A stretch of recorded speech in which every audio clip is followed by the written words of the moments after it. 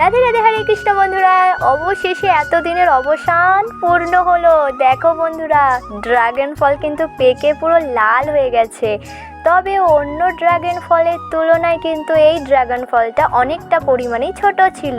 তো এই গাছটাতে কিন্তু 3টে ড্রাগন ফল পুরো পেকে লাল হয়ে গিয়েছিল। কাকিমা আর কাকু কিন্তু আগেতেই একটা ড্রাগন ফল তুলে খেয়ে নিয়েছিল।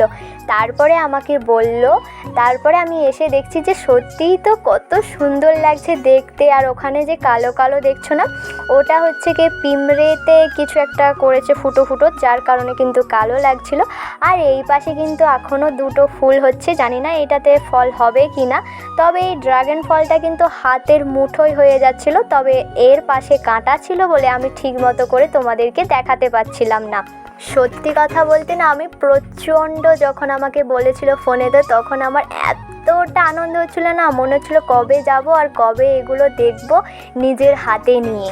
আর ড্রাগন ফল থেকে কিন্তু একটা চারা বের হয়েছিল, আর ওইখানে কিন্তু ওই বালতিটার মধ্যে লাগিয়ে দিয়েছিল কাকিমা। আর এদিকে দেখো, আকাশটায় কিন্তু অবশেষে রোদ বেরিয়েছে অনেক দিন পরে সূর্য মামাকে, তবু একটু দেখতে পাচ্ছিলাম। কতটা যে শান্তি লাগছিল তোমাদেরকে বলে বোঝাতে পারবো না। আর তোমাদেরকে তো বলেইছিলাম যে কাকিমাদের বাড়িতে কত পায়রা আছে। এদিকে দেখো, সামান্য কিছু পায়রা তারের মধ্যে বসেছিল। আচ্ছা, এই ড্রাগন ফলটা তোমরা কে কে খেয়েছো অবশ্যই কমেন্ট করে জানাবে। আমি কিন্তু অনেক বছর আগে খেয়েছিলাম, আমার তো বেশ ভালো লেগেছিল। তো সবাই ভালো থাকবে, দেখা হচ্ছে নেক্সট ব্লগে।